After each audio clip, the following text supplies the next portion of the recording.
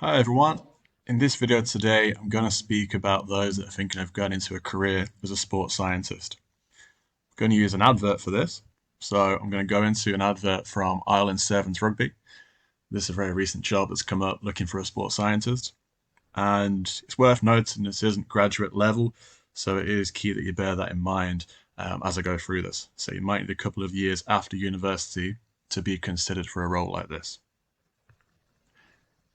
So I'm going to go through the general responsibilities based on the advert, starting from the top. A lot of stuff going on here in the first two or three bullet points, but the basics of this is the use of GPS, knowledge of GPS and use of GPS. So what I recommend you do, even if you're in first year and you've got a long time to go, get on Google Scholar, look at papers, look at books in GPS units. So how are they used? What's the reliability? What's the validity of using them? Look at different sports, how they're used, and just get the basic knowledge to begin with about what a GPS unit is. You can go even simpler and just Google what is a GPS unit if that is your level right now. But the build up should be going into these review papers, these general papers in sport, learn as much as you can. Secondly, in the middle here, there's a few areas of the science they want you to understand and also practice within the job. So firstly here, knowledge of readiness monitoring. So as a sports scientist, you want to try and understand, evaluate when is a player ready to return to training, when is a player ready to return to match play. So again, go on Scholar, look at papers in relation to this. Next, you've got load management. So in training, how much is too much training and how much is too little training to be fit and prepared for professional sport. So load management, really, really key. You mix up your words in your Google Scholar search, look at different papers, gain a knowledge of that. Thirdly, athletic testing. Now, YouTube, Google is full of this, so you don't have to go exactly straight to Scholar, but try and understand different ways that you test athletes. But be a bit more in tune with the specific sports you're interested in. Go on Scholar. What types of tests are out there? Do they work? Are they valid? These sorts of things, really, really key that you understand. And lastly, recovery. So after training, after a game, you consider how many games are played throughout the season across most of the professional sports. There's a lot going on.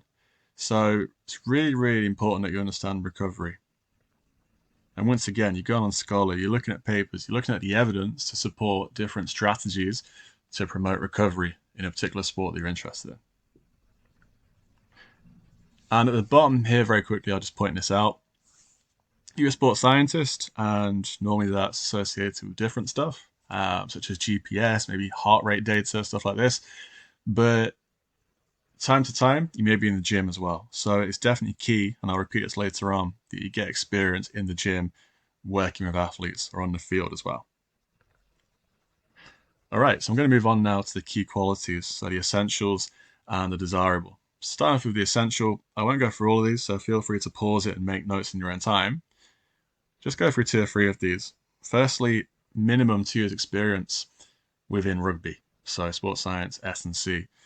It is important that you get experience in a professional area of rugby, but there's no harm, and it's a huge benefit even, to work a couple of seasons throughout your degree within that particular sport. So if this is a football job you're looking at, go and get a year or two first at an amateur level in football. That will still stand you in good stead.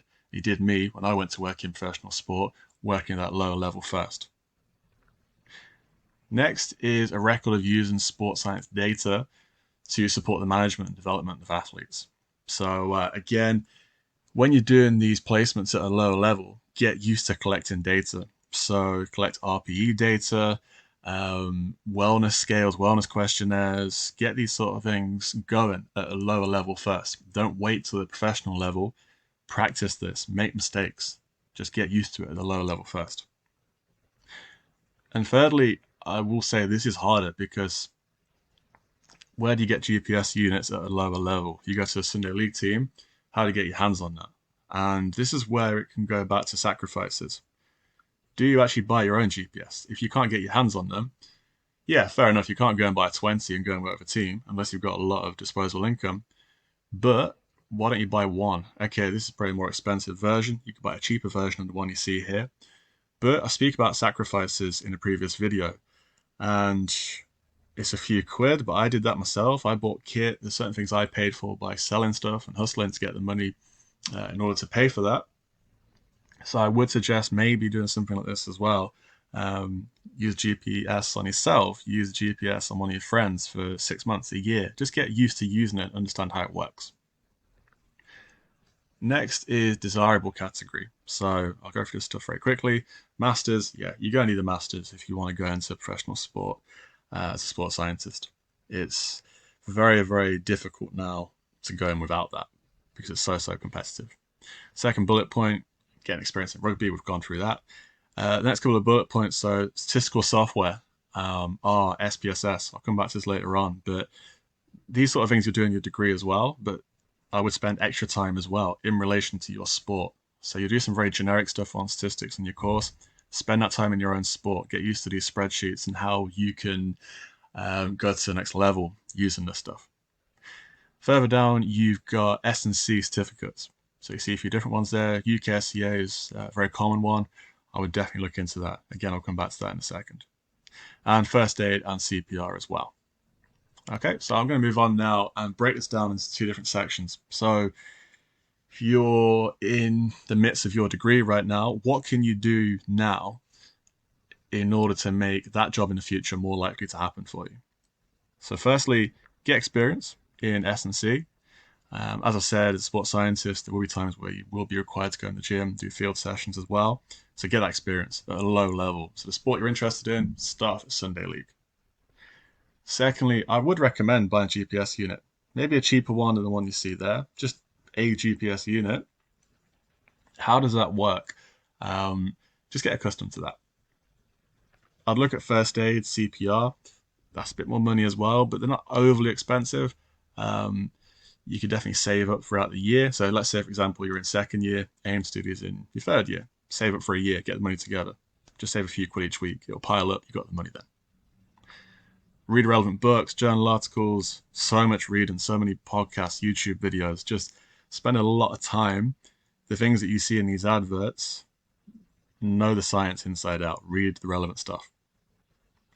And also, I spoke about SPSS, R.